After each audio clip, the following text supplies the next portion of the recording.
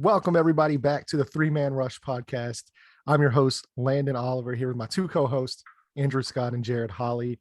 And we have a very special episode for you today where we're going to be breaking down day one of free agency, some of the day two moves or lack thereof, and then also get into, some other news that's happening around the NFL, such as Tom Brady, the Deshaun Watson stuff, all that kind of cool stuff.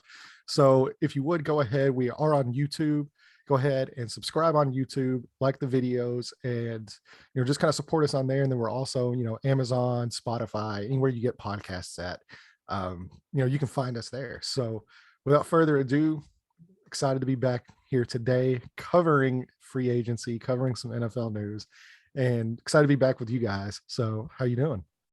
A lot better now that the GOAT's back, man. the football is better with Tom Brady in it. So I'm more excited for the NFL season now than I was a couple days ago, and more excited for the competition that's in the NFC. It was looking like it was going to be a little lacking.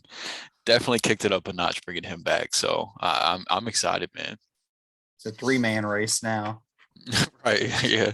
There's three clear teams in the NFC now with Tom coming back. And we'll see what the draft and the rest of free agency brings. There's obviously still a lot of dominoes to fall, but definitely three clear favorites at the top for sure.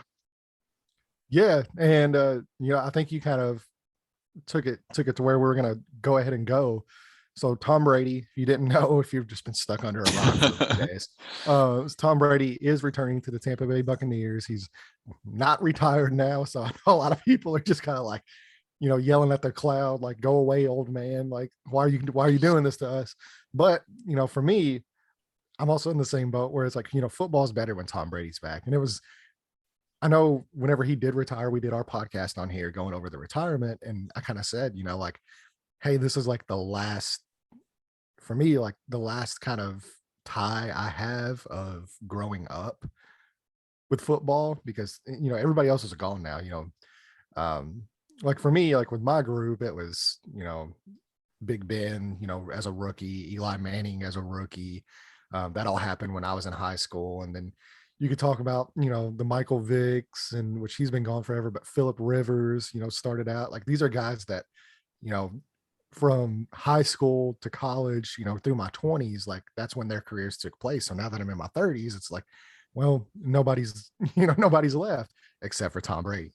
So it's kind of cool to see, hey, like my teenage years are still back, Tom Brady's still back. And look, honestly, a lot of people said, hey, this guy can still go. He arguably had one of his best seasons of his career, just last year at his age. So it's, you sit there and look and it's like, well, man, like if he can still go at that kind of a level, like why hang it up? Yeah, that was what was so troubling about the retirement to me in the first place, because the guy finished second in MVP voting and had an argument to win the thing. And it's like, man, that you're going to leave us now? Like you clearly still have so much to give. I mean, I know he's been playing football for a long time, but it's like just seeing him play at that high of a level and then call it quits. I mean, I think, there's a sense where maybe he wanted to go out before Mother Nature caught up to him. He wanted to go out Father Time. Mother Nature. Yeah. Before the hurricanes came through Tampa. Yeah. Tsunami wipe him out. But before Father Time caught up to him, because, we've seen guys like Peyton and those guys where, Peyton won out winning a Super Bowl, but it clearly wasn't the Peyton Manning that was winning MVPs and things like that. And then Big Ben last year, like somehow that quarterback took the Steelers to the playoffs, but that wasn't even Ben. Eli Manning and Phillip Rivers at the end, like he had a really good year with the Colts. Honestly, I think Rivers might have looked better than some of those other guys on his last year. He did, and I thought he could have played again, but I mean, he clearly wasn't the same guy that he was, right, for most of his career. And the arm was just dead for some whatever reason. I don't know if it's the avocados or the Pilates or not, but Tom Brady's arm looks like it gets stronger every year. Like he's still throwing at a high velocity rate. So I'm kind of curious to see, like, if this is kind of a thing where he has some time off and he just need to be around kids for a few months, and then he's just like, okay, like it's time to get back to football. Yeah, those that have kids can probably relate a little bit to what he went through. And I don't have quite the escape that he does, um, but yeah, no, it's good that he's back. Now it'll be interesting to see though what Tampa does. They have a lot of holes on that team, and I mean they've started to fill them, and we'll talk about that as we get into free agency in a little while. But even with the moves they've made, they still have plenty of holes on that team. That was one of the arguments for him retiring was, man, this roster is about to be in shambles. So it'll be interesting to see what that team does to get them back to to being the Super Bowl contender they were the last 2 years. Yeah, the one good thing is they're playing in the AFC South though, and that division outside of, I mean, Tom Brady literally just shows up, they win that division automatically. Like Yeah. the way it stands at the moment. So Yeah. I mean, it makes sense. I'm still shocked. I didn't think he was coming back. Like Landon and I kind of predicted it early that we felt like he was going to retire. And I really thought that was it. I thought, the wife had put her foot down. That was literally the last call, and he's back, man. Like it makes the season a lot more entertaining too. I'm not ready for Brady to hang it up yet. Like Landon said, like that's like the last piece of his childhood. I guess you can never grow old because Tom Brady's never going to retire. So. Yeah, he's going to outlast all of us. Oh yeah. Mother Nature's never going to stop that guy. Mother Nature can't handle Tom Brady. Just add it to the list. Yeah. So yeah, seems Tom like the only Brady's thing that can get in his way, and I don't even know if it would matter. But I mean, every other team in the NFC South is involved in the Deshaun Watson saga, and so I mean, you throw him on one of those teams, maybe they can try to. Well, that's even if he plays next year. Right. Yeah. There's still a that's possibility that the NFL suspends him, even though he didn't, have the criminal charges. That's never stopped the NFL from handing down suspensions before. So, but that's the only thing that can even remotely happen in the NFC South, I would think, that would threaten Tampa at this point.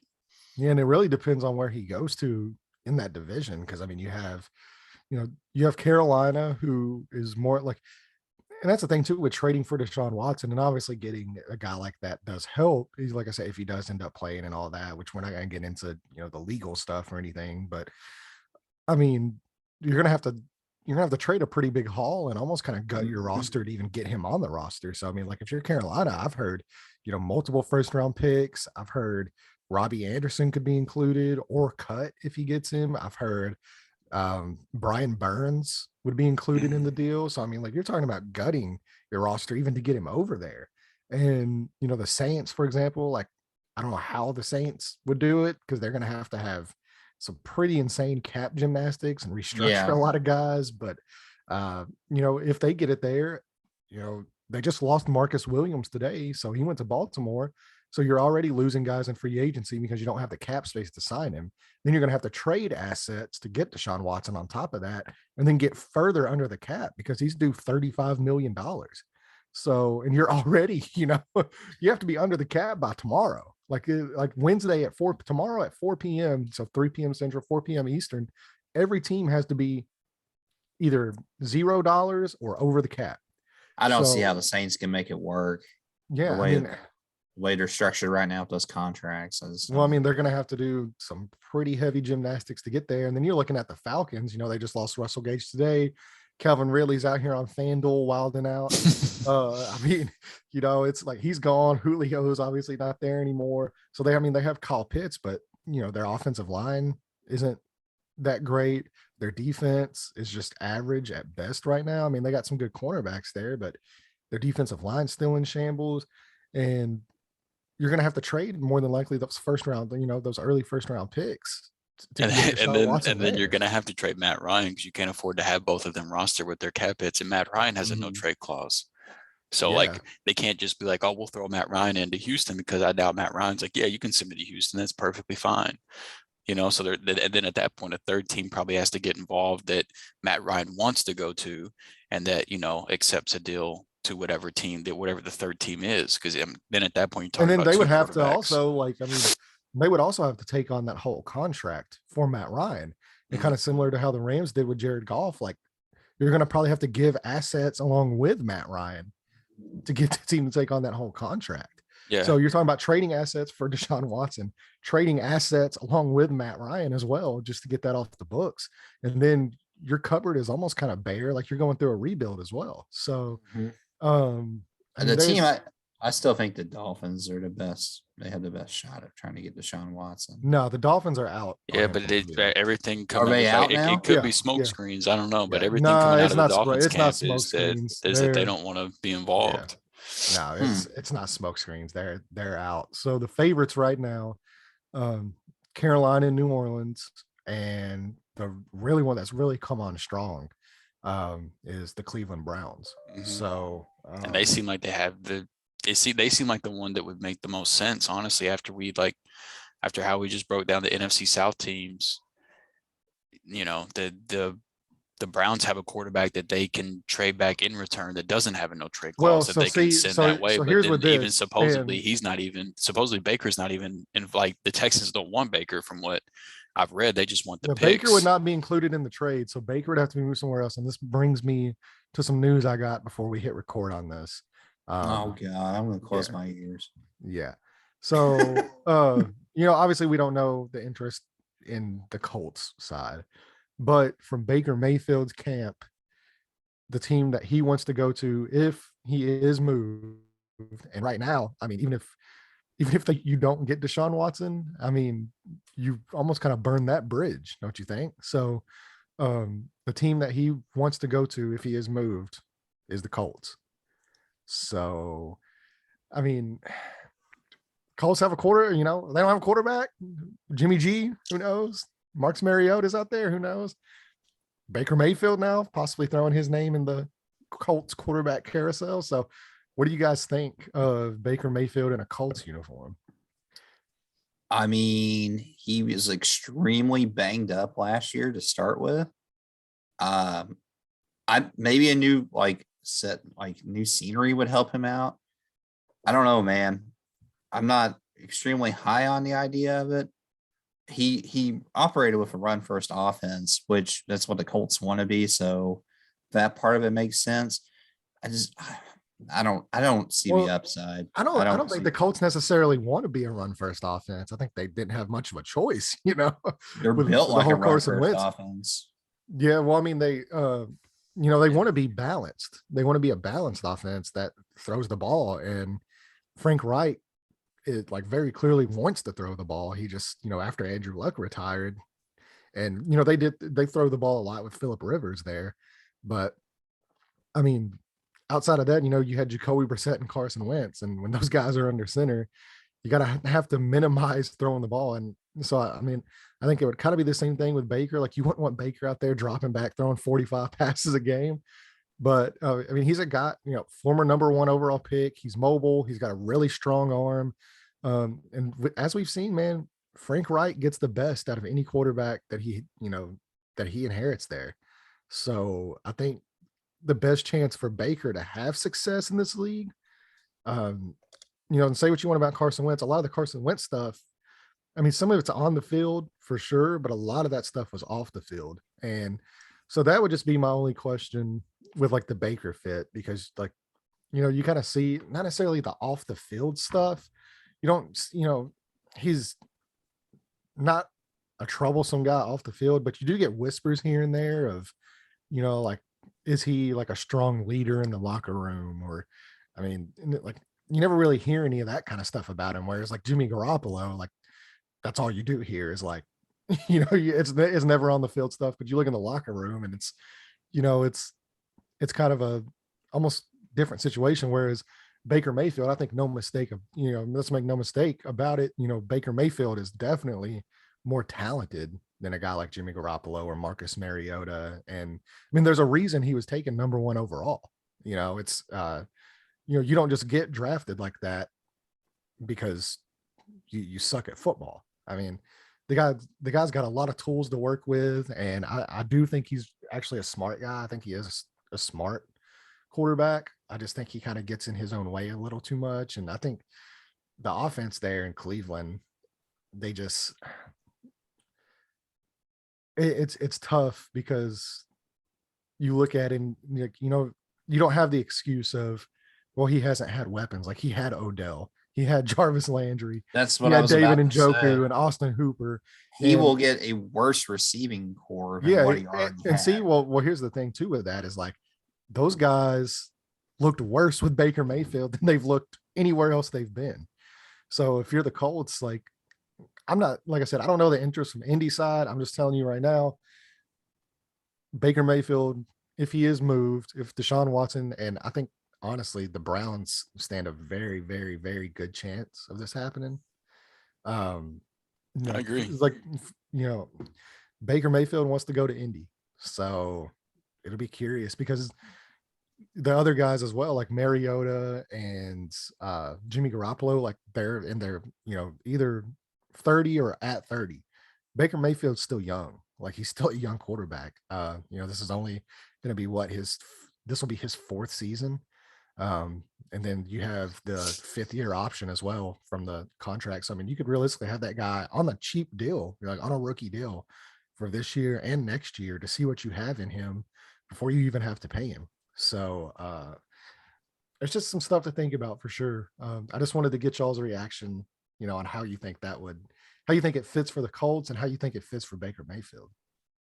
I think it would be a great fit for Baker Mayfield, but I don't know if I'd be thrilled if I was a Colts fan, though.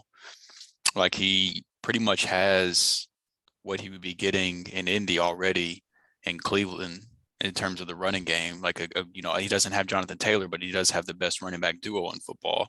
He has a great offensive line, which he would also have in Indy, except the playmakers have been better, like you guys have already pointed out, and he hasn't been able to make it work with that. So I just don't really know if you can't make it work with Odell and Jarvis Landry and David Njoku and those guys and Austin Hooper, who was coming off a big year in Atlanta before he signed with Cleveland. It's like, if you can't make it work with that, how are you going to make it work with Michael Pittman and injured Paris Campbell and Mo Alley Cox? Like, that's tough, man. But I think it would be a good fit for Baker, though. I mean, it wouldn't be a huge transition in terms of play style for him, or having to like just completely learn an entire new offense or anything like that. It would make sense for him, and I can understand why he would want to go there. But I'll just want to add one more thing too. No, yeah, go ahead, man. Baker. So like a lot of times in situations like this too, you have quarterbacks where like the fans or the franchise turn their back on you. And that's the opposite with Baker Mayfield. Like those fans have fought for Baker Mayfield to be their guy, and he's still just as, in my opinion, he's underperformed. They have one playoff run in the 4 years he's been there. They've built pieces around him at offensive line, Nick Chubb, Kareem Hunt. Like we've named off all these guys. Like to me, I just don't see him moving the needle for the Colts to win even the AFC South. Like I still feel like they would be the second best team in that division. Yeah, they would definitely have to build pieces, but to me, like, and this isn't me saying like I think Stefanski's a bad coach, but the biggest upgrade that I think Baker would get would be going from a guy like Kevin Stefanski to a guy like Frank Reich, who, like I said, as we've seen, he's got the best out of quarterback, and he is a former quarterback. Like he's a former NFL quarterback, playing the NFL for multiple years, and so he understands these quarterbacks better than a lot of other head coaches, like because he's been there and he knows how to reach them, he knows how to set them up for success and stuff like that. That's why a lot of people are kind of down on the Carson Wentz thing, because it's like Andrew said, if he couldn't make it work with Frank Reich, as far as and if you look on the surface, like I said, if you look at the numbers and you don't actually watch the games, if you look at the surface, or on the surface, 27-7 from Carson Wentz, who I think we all agree was one of, if not the worst quarterback in football the year before. And I mean, that's a big upgrade for a guy like that. So yeah, he led the league in turnovers the year before, I'm pretty sure, or he was tied for first. Yeah, before he got hurt, because I think he had multiple turnovers, and the fumbles this year, and the fumbles with him is kind of a issue. But I mean, like I said, Baker's got the talent. He's still, he's not like a guy like Wentz, where Wentz is going into his 7th season. He's gonna be 30 years old. Baker's still young. You can still kind of mold him if that's what you wanted to. Like you could coach, and I think Baker's a lot more susceptible to being coached than Carson Wentz. That I do agree with. Yeah. So I think that's an upgrade as well. And like I said, I don't think Baker Mayfield is one of those guys that's, you're going to have the Jimmy G stuff where guys, you know, go out of their way to talk about him in the locker room as far as, like, well, this guy's, a bona fide stud as a leader. But those guys fight for Baker Mayfield, and you know, he gets a lot of bad rap, but I, it would be an interesting fit. And I could see why he would want it. I just don't know how the Colts view it. So, I mean, it's just interesting. So I something to think think about. the Colts are in a no win at this point too. Like I think like the fan base is going to be frustrated. Oh, Like they're no matter already frustrated. whoever they take at quarterback, and I think that it's also very frustrating too that they've sat on their hands the entire time so far with free agency. Like they've not made any moves, have they? Well, I mean, they've re-signed some of their own guys, and then they signed a cornerback out of Oakland, to come play back with Gus Bradley, but he's more of like a depth piece. I mean, they haven't signed any, high level starter type of talent. And, they pretty much just brought their own guys back that they can. And they signed just that one outside guy, which is like a depth corner piece. And, they're still sitting there with, damn near $60 million. But there's a lot of guys still out there for sure to be had. And there's a lot of really high level good players to have. So with that being said, I'm kind of curious to jump into free agency now and get your guys' take on who do you think won day one of free agency? Who do you think lost day one of free agency? And I mean, yeah, like that question's easy. yeah, we know the answer to that, but and then like how you kind of view some of the guys left in free agency. So, Jared, I'll go ahead and just toss it down to you. Like, how do you think everything's played out so far for you? I think the Chargers. I think they won Yep. day one. They made a lot of great acquisitions. Like I know we're gonna talk about who lost, and I kind of disagree. I love what the Jacksonville Jaguars did. Actually, I really do. Maybe it's because I play too much DFS, but I think you're looking at it from like a fantasy perspective instead of looking at it. I look at it like this football too. I look at it from a standpoint of franchise has money and they're trying to build their first round pickup. Like they're trying to put weapons in place for Trevor Lawrence. And they made some, questionable, given Christian Kirk that contract was unbelievable. But I don't know. I like the fact that they were aggressive at least and trying to do some things for that offense. Yeah. Well, Drew, go ahead. I saw your face. Yeah. Zay Jones too, man. I'm fine with it. Evan Ingram. Zay Jones on that contract is a little iffy, but I mean, anytime you're agreeing with Trent Baalke, I mean, I don't know. The Jacksonville Jaguars have given out like upwards of $110 million over the last two off seasons to Marvin Jones, Christian Kirk, Evan Ingram, and Zay Jones. All those players are better than most of the receiving corps for the Colts. Every single one of those guys we just named off, outside of Michael Pittman. So you're not wrong on their talent level, but all of their contract values suck. I get it. I understand completely. And there's one thing, like spending money is one thing, but that's blowing money's a different. Yeah, it's just. I mean, I can't appreciate them. I can't appreciate them wanting to surround Trevor Lawrence with talent. And I did like the Brandon Sheriff deal, even though it was expensive, even though he does play guard. That offensive line is awful. And, they brought back Cam Robinson on the franchise tag. And I mean, they had him last year and the offensive line was still awful. So that wasn't enough, clearly. So that deal I thought was solid, even though it was a lot of money for a guard. He's one of the best in the league. And that's a huge hole that they needed to fill. So I thought that was smart, because protecting Trevor Lawrence should be priority number one. And then priority number two should be surrounding him with weapons. And Christian Kirk, Zay Jones, those guys are better pass catchers than what they had last year. Their wide receiver core is better now than it was a week ago. I just don't think they spent the money wisely. Whenever DJ Chark is out here getting 1 year, like 11 million or something like that, 10 million. he would have been the best outside receiver come like just off the rip. Allen Robinson. I mean, if you like, I don't know if people are like thinking he's fallen off because he looked bad in Chicago last year, even though I don't think that was his fault by any means.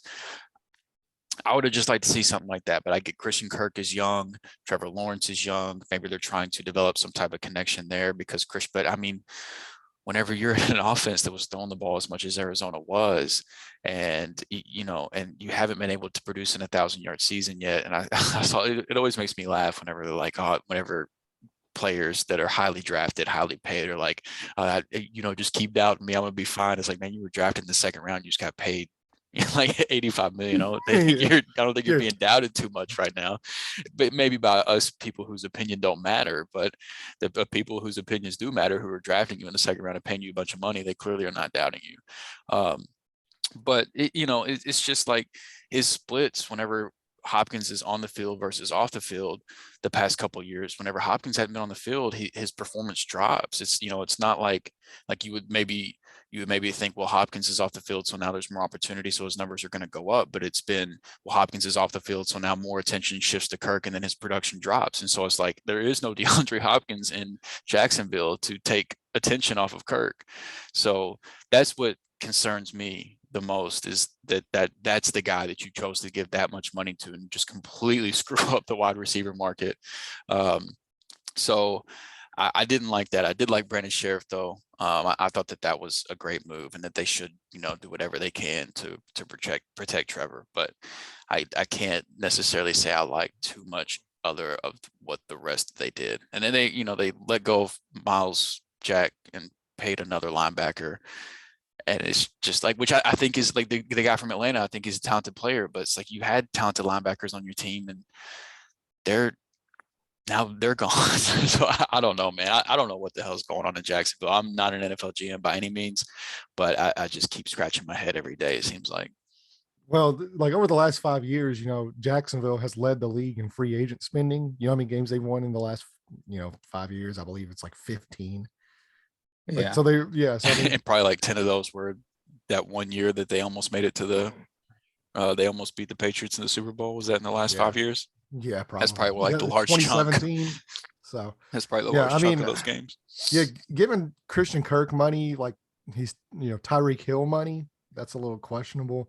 I think the biggest winner, obviously, if you're looking at this, is probably the agent of Christian Kirk, and him and Zay Jones for sure. Well, yeah, him and Zay Jones actually have the same agent, so that guy literally negotiated both of those deals. That dude is a genius. Yeah, so I mean, he's probably the biggest winner of free agency.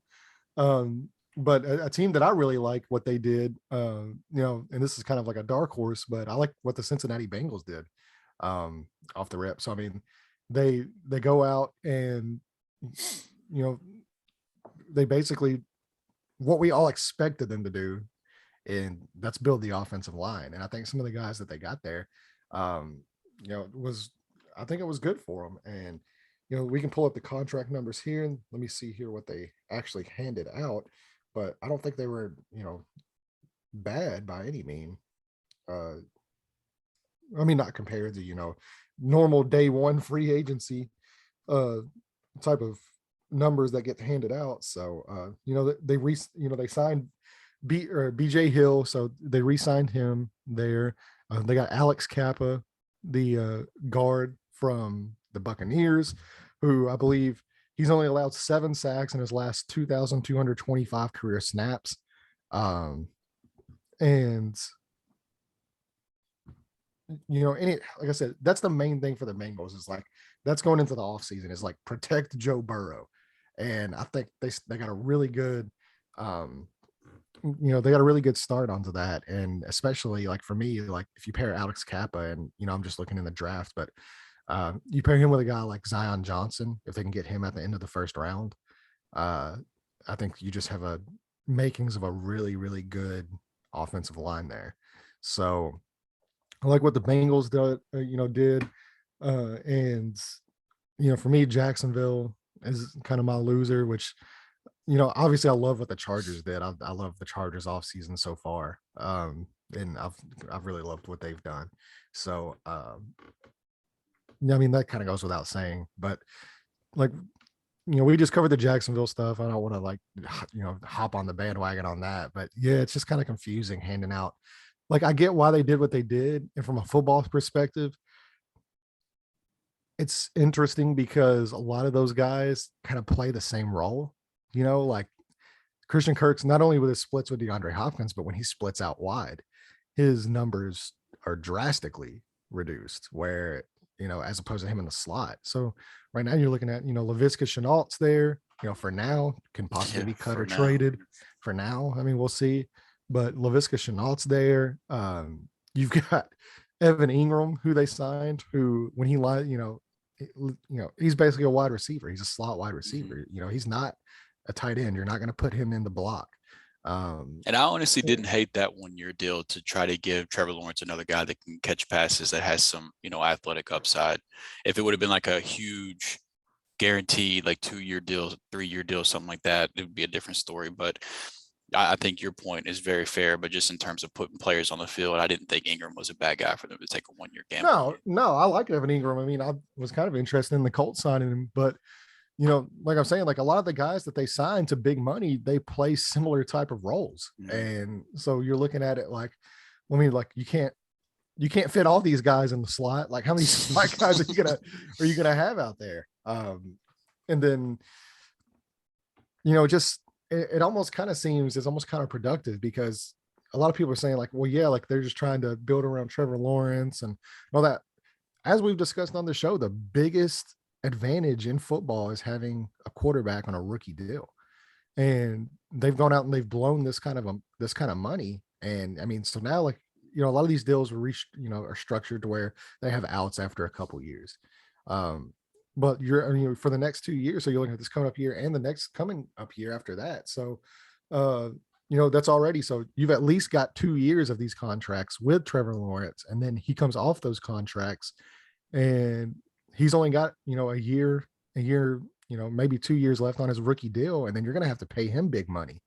So you've almost kind of blown your load as far as money wise, like early on. And I mean, I just don't think it was a wise allocation of resources as opposed to not liking the individual players. Mm-hmm. Yeah, I agree. So, I mean, the Chargers were also my winner if you combine the trades they made with the signings that they've made. But since we hadn't really talked about the individual players, I don't guess yet. So I would like to get to them in a second, but for the sake of naming another team that I really like what they've done so far is the Miami Dolphins. I really like the moves that they've made so far.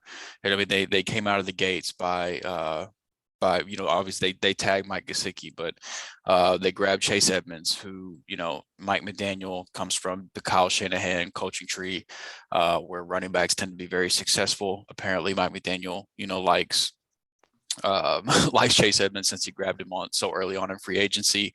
It's a 2 year deal that is essentially a 1 year deal. It's pretty cheap to get out of it after year 2. So if they don't see what they were hoping for out of Edmonds, they can cut bait. But I do think it would be interesting to see. But I just, he's automatically the best running back on that team. Like he's better than Myles Gaskin. He's better than anybody else they have in that running back room. So that's an immediate upgrade for Tua. Wide receiver Cedric Wilson, I think that was a great grab by them.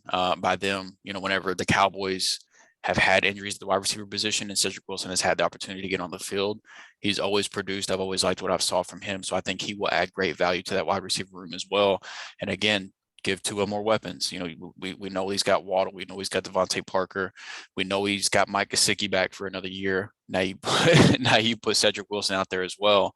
I think they're doing a great job to set him up for success. And then my favorite deal that they've made was grabbing guard Connor Williams, only on a 2 year, $14 million deal. That offensive line, they've thrown draft resources to that offensive line, and for whatever reason, they just haven't been able to figure it out. And so I think bringing a proven player into that room and adding proven talent to that offensive line is huge for them. So I really, and then, I mean, Teddy Bridgewater isn't a great quarterback by any means, but I do think that's a good backup to have in your quarterback room too. So yeah. I thought that was a smart signing as well. So I really think Miami has done really well. I think that is a smart allocation of resources right there. Yeah, because So you're not paying huge money for them. no, and you're getting valuable players and guys that can add to it. And then it's not much of a surprise to me that I like what this team is doing. Because I want to be able to find the exact numbers, but the Detroit Lions, I like what they've done so far. It hasn't been anything major, nothing big. But I like the fact that they took the gamble on DJ Chark 1 year, $10 million. I think that, that is a great gamble. They were able to retain Charles Harris 2 years, $14 million. It was one of those cases where he had a big jump in production in his contract year. He had more pressures last year than he had in his previous 3 years combined. But it's not like he had that huge jump and then garnered a humongous contract. You're talking about $14 million for 2 years for a guy that was very productive for them last year on the defense, which is something they didn't get a lot of out of anybody else on the defense. So I think that's been solid as well. And then they got Tracy Walker, the safety, as well for 3 years, 25 million, 17 million guaranteed. But I mean, whenever Detroit brought in Brad Holmes as their new GM over from the Rams, and Brad Holmes was a reason the Rams had hit on a lot of the mid to late round draft picks that they did, and a reason that they made a bunch of smart signings. I really didn't have any doubt that, at least from a front office perspective, Detroit would start doing a lot better than they had in the past. And it showed up in the draft last year to me, and then it showed up again here early on in free agency. So for the sake of naming somebody other than the Chargers, I really liked both Detroit and Miami, but we didn't actually talked about the Chargers as winners, but we hadn't really touched on the players yet. So they extended Mike Williams, which we talked about on a previous show. They brought in cornerback JC Jackson, 5 years, $82.5 million, $40 million guaranteed. You can't talk you can talk about what he can do as an individual player, but then the fact of just having somebody in the secondary of that level to free up Derwin James even more to be the special player that he is. It's not just what JC Jackson brings to his side of the field. It's what he opens up for Brandon Staley to be able to do with the rest of the defense as well. We also have Nasir Adderley there too. And Asante Samuel Jr. Yeah. And I think the world of those guys. I mean, so that's just incredible as it is. And then Sebastian Joseph Day is going to play the interior defense for that defensive line. A very underrated player. He's going to make that the interior of the defensive line better from day one.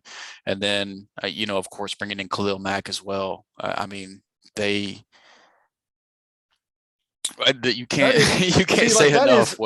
And I think that's the difference is what we're talking about is whenever we talk bad about the Jacksonville moves, it's not necessarily that we're talking bad about the players, because I mean, we like the players that they brought in. It's just the allocation of resources. Whereas you look on the opposite side, and the Chargers have Justin Herbert on a rookie deal, and that's what they're doing on their side. They're bringing in elite players, not average players. They're not having to. And I mean, California is a destination, but I mean, so is Florida. Guys want to play in Florida, maybe even more so than California, because Florida doesn't have state taxes. California has the highest state taxes outside of New York, in the nation. So, I mean, those contracts go a lot further in Jacksonville than they do in, almost every other place in the NFL. So, I mean, they're handing out contracts, but they're handing out contracts to elite level guys when they're trading for guys that have a chance to be elite. And Tom Telesco has just done a fantastic job there. So it's kind of a different way to get the same end goal, where you want to build around a rookie quarterback on a rookie deal, but they're going about it in two very, very different ways. As far as how they're allocating their resources, where they're not overpaying guys, that are middle level talents. You might argue, the Mike Williams deal was a little high for what he has, but Mike Williams is, he's put up more 1,000-yard seasons than Christian Kirk has. So, I mean, it's kind of interesting to view both of those, because like I said, they both have rookie quarterbacks on rookie deals, and it's kind of interesting to see how one goes about building around one and the other goes about building around the other. So like I said, I don't want to piss off Jacksonville fans too much, but they're already kind of They're mad at me already, because I'm a Colts they're fan. probably already pissed off enough anyway. Yeah, so I would be. Well, I mean, I can't say anything bad about Jacksonville because hey, we saw how that ended up. But They're trying though. That's the one thing I will say. Like, Mhm. yeah, the contracts are ridiculous, but they're at least putting forth an effort. Like the Chargers are a much better roster even before the season started. So they're definitely like they're going to make it better. Like they have a better quarterback situation. They have a better running game. They have a better defense. Like so, at this point, like Jacksonville, yeah, they're overpaying, but they're at least trying to be competitive.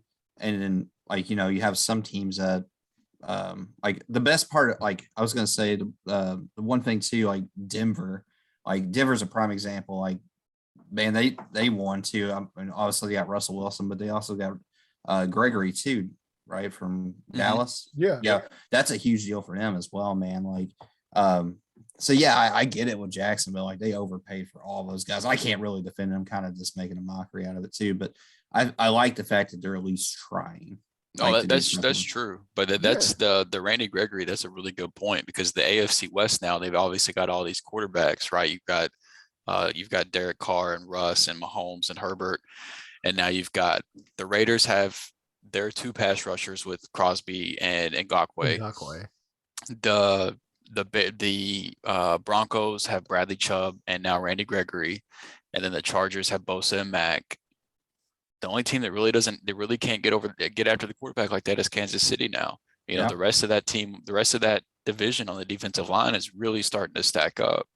So and in Kansas City too, like they got Chris Jones there too, so it's not like they're like hurting in the pass rush department. Right. Yeah, but compared to the Frank other Clark, guys, he restructured his contract to stay with the team. Exactly. Yeah. Which I don't know if that was because he hasn't really produced there at all. So no, I think they were basically like, look, man, if you don't take a little bit less money, you're gonna have to go. Yeah. So it's so yeah, that's how you win that division. That's how you try to stay competitive is like you stop the pass and you pass the ball. That's 2022. That's what it's all about. And as a Colts fan, it's very disheartening to see because you guys are built to win it all in 1985, man. Oh yeah, man. This team in 85 would be sick. Where it's kind of funny to like look back on it from the aspect of like those years with Manning and we had Harrison, Wayne, Dallas Clark, Peyton Manning, and then on the defensive side, we had Bob Sanders, had some good linebackers, and then we had Dwight Freeney and Robert Mathis to get after the quarterback. And that team would have done really well in 2022. That team in 2022 would be like unstoppable. Whereas like back then in 2005 and stuff, the type of team that the Colts are now is the type of team that always used to put us out in the playoffs, strong defense, run the ball, time control. Like that's the team that we always got bounced by. So it's almost kind of funny where it's like, if we could have just swapped eras, like this team in 2005 for the Colts would fit perfectly, whereas the 2005 team would fit perfectly in now. And it just seems like it's just disheartening to see because it's just like we had that. And they got one championship out of it. They did. But look, man, I'll say this about the championship thing too. Like Tom, because I was talking to some guys, they were talking about, like, well, Aaron Rodgers only got one championship. Drew Brees only got one title. Peyton Manning only got the one title in Indy. Like they wasted those guys' careers. Tom Brady and the Patriots organization has really, really skewed how we view winning Super Bowls. Because that's not, like every team is compared to that, where it's like, you can be in the Super Bowl race every year, but if you don't win it every year, you're viewed as a failure now because Tom Brady's won 7 rings. And like, there's only like a couple guys that can even remotely compete with that. Whereas like, you have Joe Montana and he won his. Troy Aikman only won his 3, but that was in Troy Aikman won 3 in like a 5-year period. And then they didn't do, Dallas hasn't done anything since then. So, it's like the success of that organization is really skewed how we view quarterbacks and winning Super Bowl titles because no, go ahead, man. No, I was going to say, I think for the longest time, people just wanted to not admit that Brady was the best. So there was always the comparison that, like for a long time is Peyton got 2, nowhere close to Brady. And then I think for a long time, people were like really wanting Aaron Rodgers to be the guy. And I don't know if Aaron Rodgers ever get another championship or not. It's not looking like he will. Well, I mean, he's got this year. They're gonna have, NFC's a weak conference outside of the Rams and Tampa Bay. We'll see how the rest of their roster takes shape, but he's got as good a chance as he's ever had this year. But he's better hope he doesn't play San Francisco in the playoffs. Yeah, not good, man. Yeah, that's his kryptonite. So so when you're looking at individual deals, now that we've talked about teams, what are your favorite individual deals? Just pick one player that you thought is the best bang for the buck. And I'll kick this off. For me, it was Haason Reddick going to the Philadelphia Eagles. 3-year, $45 million. I think his normal salary, I think, is under that 15 million cap. I think that's with incentives, but this is a guy that's played the last 2 years on prove it deals. And all he's done the last 2 years is he's proved it. Prove it. The guy's got, 20, what was it, like 28 sacks in the last couple years. I don't know the exact number because I don't have it in front of me. Just kind of spitballing here. But, and actually too, I'm going to look that up because I'm kind of curious now what his exact sack numbers are, but I know he's up there with the heavy hitters for sure. So I was really impressed with what Haason Reddick did. So he had 11 sacks this last season. The year before here, let's see, in 2020, he had, let's see, Pro Football Reference. What a website right there. That's such a beautiful website. Yeah. So before this, let's see, sacks. He had 12 and a half last year. So you're looking at a guy that's got 23 and a half sacks the last 2 years. And he's been playing on prove it deals. So he proved it. He goes to Philadelphia, which I thought was a really good contract. And he played college ball only 10 miles away from the Philadelphia Eagles stadium. So he gets to go back, a place close to home, a place where he considers home. And he finally gets the well-deserved payday. And it was actually a really team-friendly deal. I think they needed a pass rusher. They needed a linebacker in that defense, to get after the quarterback. And I think they filled that role in a really big way.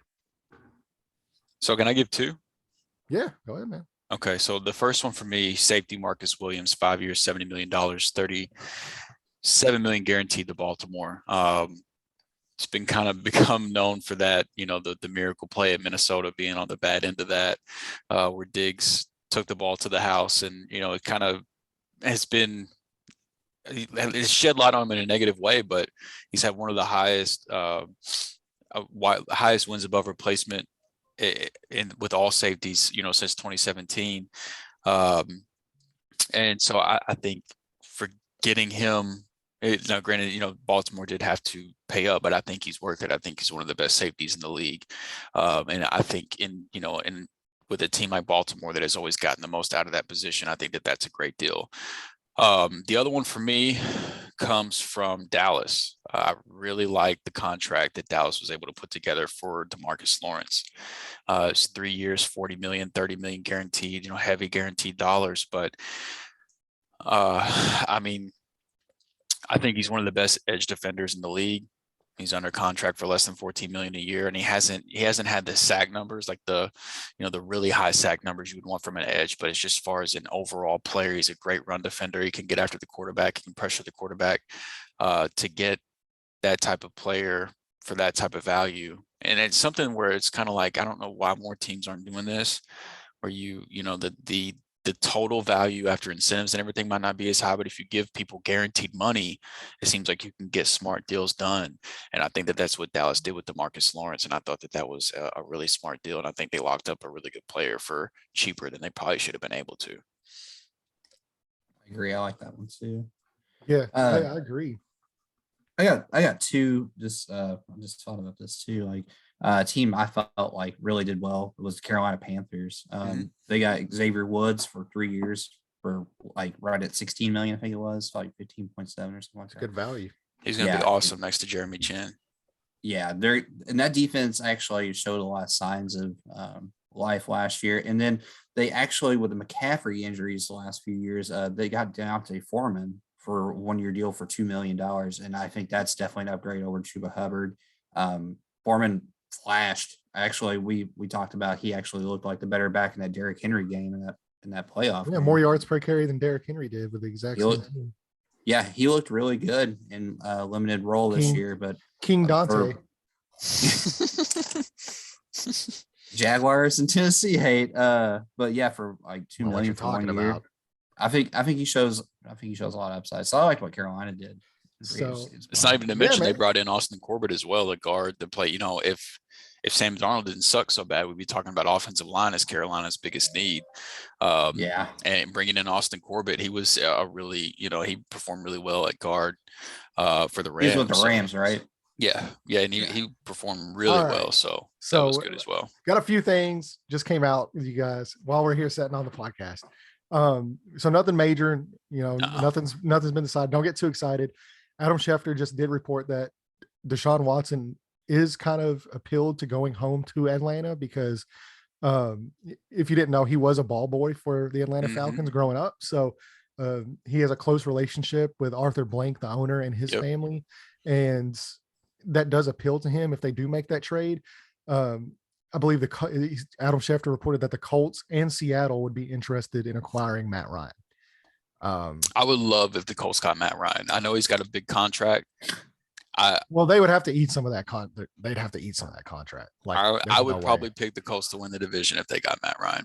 So that news came out, and then right after that, Baker Mayfield just made a post on Twitter. I'm going to read to you live here on air. This is actually a pretty long statement, so just kind of bear with me. So Baker Mayfield, he says, "So with many uncertainties, here's where my head and my heart is. Cleveland, the past 4 years have been nothing short of a truly life-changing since I heard my name called in the draft to go to Cleveland. And this is not a message with any hidden meanings. This is just strictly to thank the city of Cleveland for embracing my family and me. We've made many memories and shared growing in this process through all the ups and downs. I have no clue what happens next, which is the meaning behind all of the silence that I've had during the duration of the process. I can only control what I can control, which is just trusting in God's plan throughout the whole process. I've given this franchise everything I have. That is something I've done at every stage and at every level, and that will never change wherever I take my next snap. Whatever happens, I just want to say thank you to the fans who truly embraced who I am and the mentality that aligns so well with this city's hardworking people. Cleveland will always be a part of Emily and my story, and we will always be thankful for the impact that it has had and will have in our lives. Sincerely, Baker Reagan Mayfield." He even put his middle name in there. He did. Holy cow! How do you guys view that statement?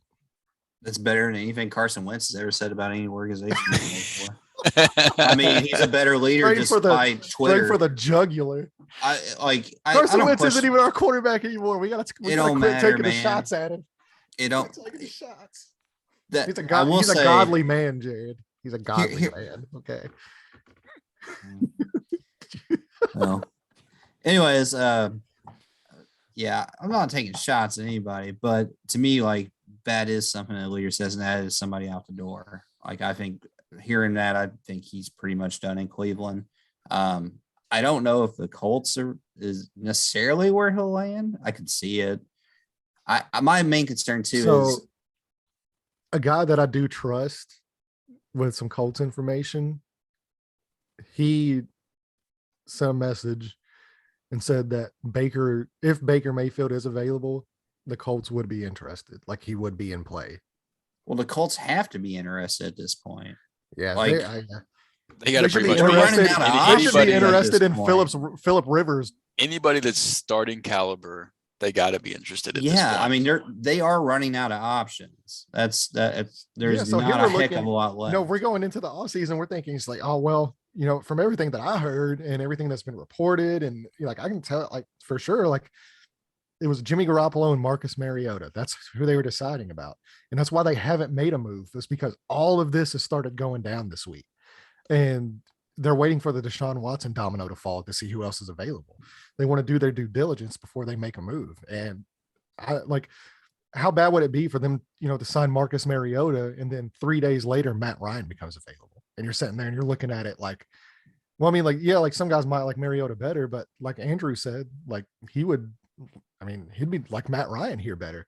So, I mean, you're I sitting there would looking at that. personally. Yeah, I would too. I think Matt Ryan's got, 2, 3 really good years left in him. So I mean, you're sitting there looking at that like, well, we made this move just kind of out of haste and we didn't do our due diligence. And now Baker Mayfield's available. Now Matt Ryan's available. Now some of these other guys are available that we might have preferred. So I think the slow play actually for the Colts in how they've handled the quarterback situation might actually end up being to their benefit. I think once Rodgers, and I've said this already, once Rodgers and Wilson were off the board, that is absolutely the play. There's no reason to be in a hurry to go grab Mariota or trade for Jimmy G, or if there's not a guy out there that you feel like he's going to elevate us to a top Super Bowl contender, then what's the rush? Like, let it play out. Figure out what works best for you. So with you two guys being Colts fans, I want to know, we throw these two guys, with potential Deshaun Watson landing spots, having a couple names.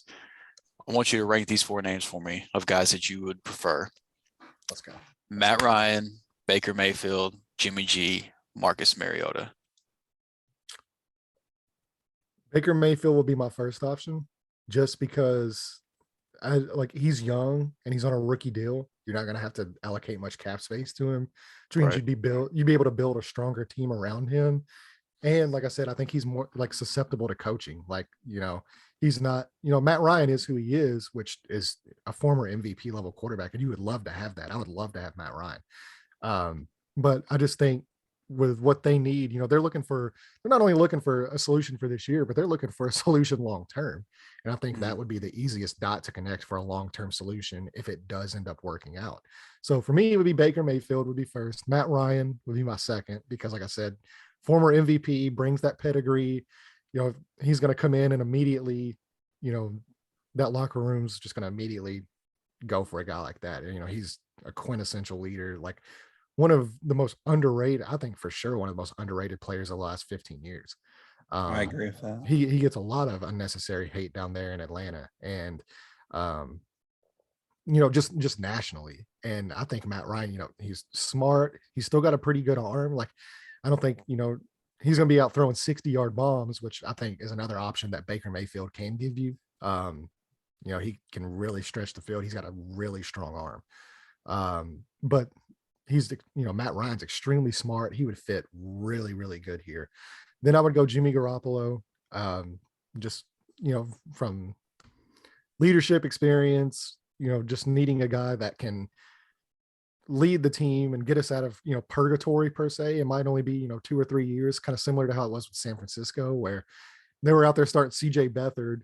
And then, Garoppolo comes in and he's kind of manned that ship and got them on the right track as a team until they were able to make that Trey Lance move.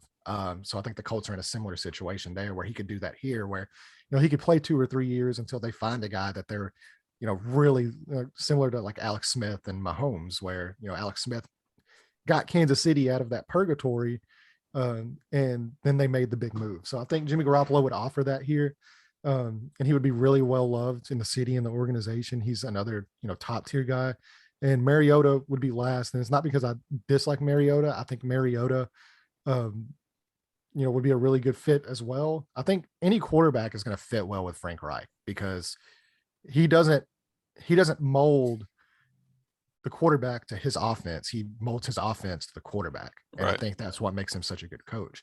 But Mariota would be my last, just because I think, he's a little bit older, kind of injury prone, but he's another guy that, you would want to pair with a rookie, because he's just shown that he's willing, especially with the way he handled that Tannehill situation. That's really looked highly around the league of how he handled that. And he's even on record saying, he would be willing to, if he does go to a team, if they drafted a rookie, he'd be willing to mentor the rookie and show him the ropes of NFL. And I know Jared, we actually had a chance to see Marcus Mariota at the place where we worked at, years ago, back whenever he was injured. So super, super nice gentleman. And he's, he'll be my fourth, but not because I dislike him. It's just, I think the other ones bring you a little more win now mentality, where I think, you could win now with those guys and possibly into the future with those guys, as opposed to just kind of, almost wasting a year with Mariota and a rookie until that rookie's ready to take over. What about you, Jared? How'd you rank those 4 guys?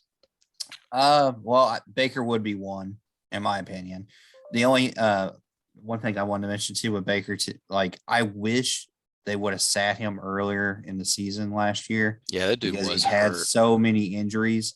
That is a concern for me too as a Colts fan. Like, I don't know about that shoulder, and yes, like he has probably the best arm out of 4 for sure, but man, he looked rough, and they kept running him out there last year. Even when they were pretty much done for a year, they were still running Baker out there. He's tough, but that concerns me a little bit. Second, I mean, kind of the same order, Matt Ryan. I wouldn't want to take on a huge contract with Matt Ryan. Like Lane said, they'd have to eat some of that in order to get him because of the age and the lack of offensive weapons at his disposal. Like, I don't really see an upgraded receiver for Matt Ryan. His offensive line would be tremendously better, and running game, and defense and coaching. Like, yeah, okay, so Matt Ryan, he'd be in a much better situation outside of weapons, but they can figure that out. Matt Ryan can make receivers better than what they actually are. I do think he is smart enough and more capable. I'm starting to lean towards Matt Ryan. It's not that hard to make Julio Jones and Calvin Ridley look good. I bet on Calvin Ridley to look good, but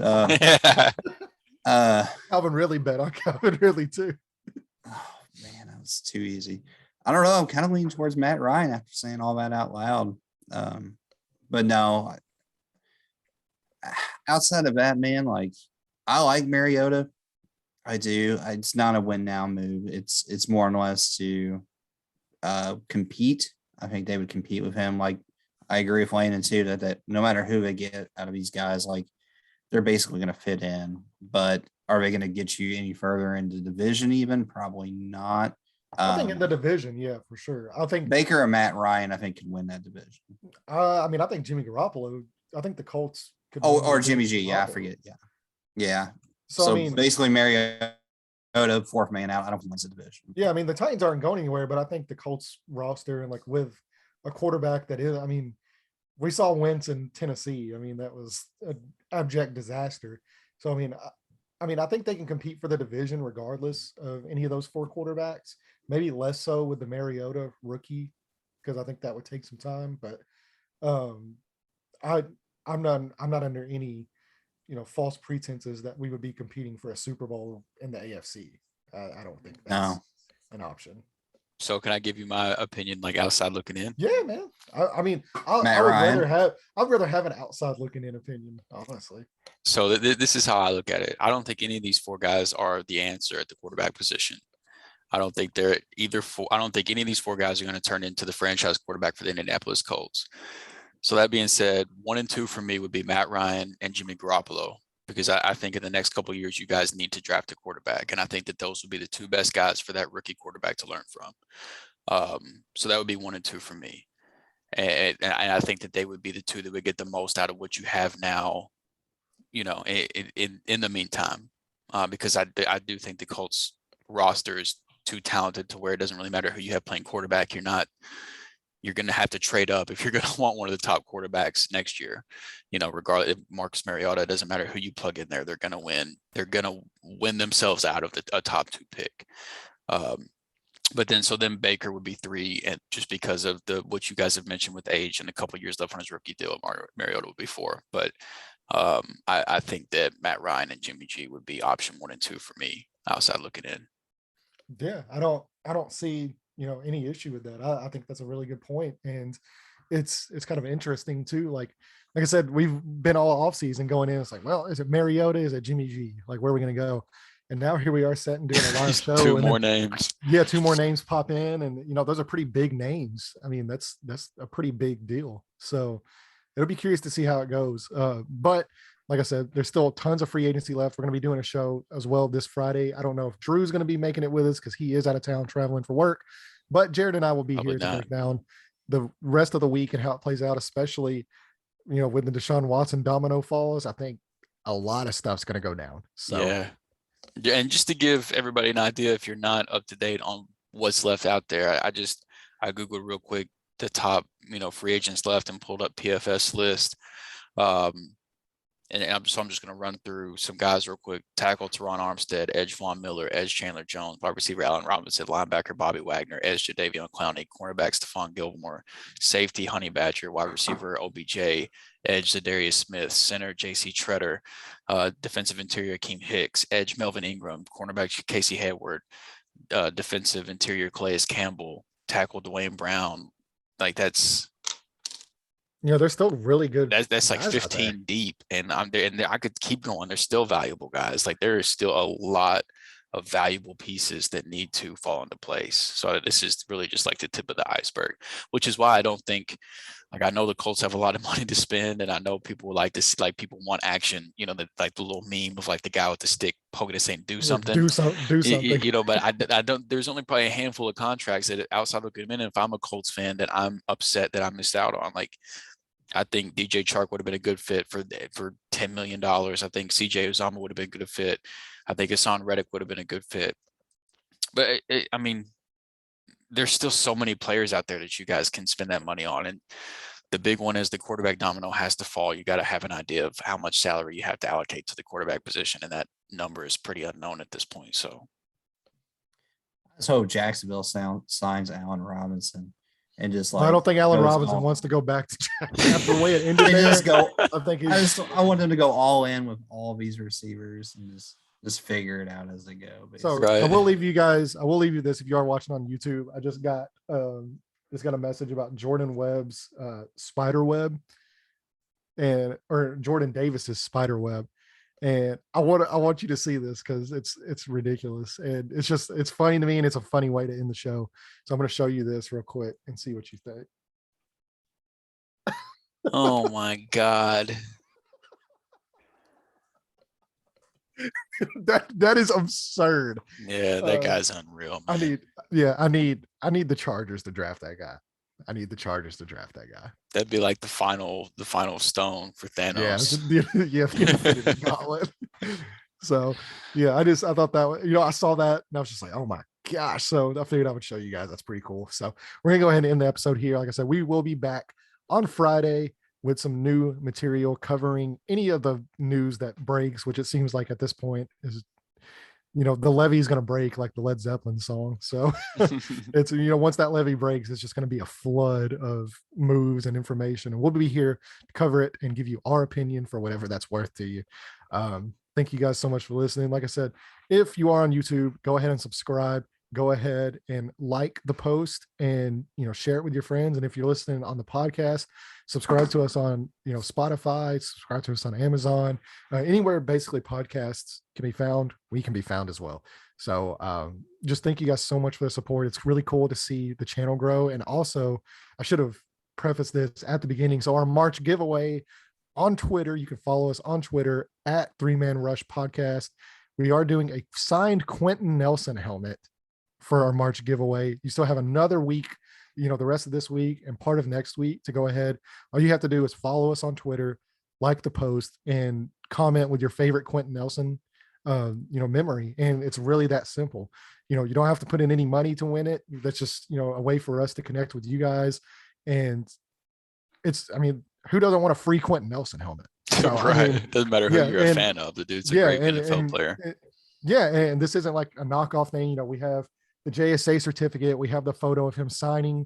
So all that will be included in there, as well with a case, to show the helmet with, and it'll be shipped out. But you still have the rest of this week and part of next week as well to enter in on that. So go like that post, enjoy the chance to win that. And is there anything else you guys want to add? And we'll kick off here. No, I'm good, man. I think we got it covered. Awesome. All right, guys. Well, we will see you this Friday.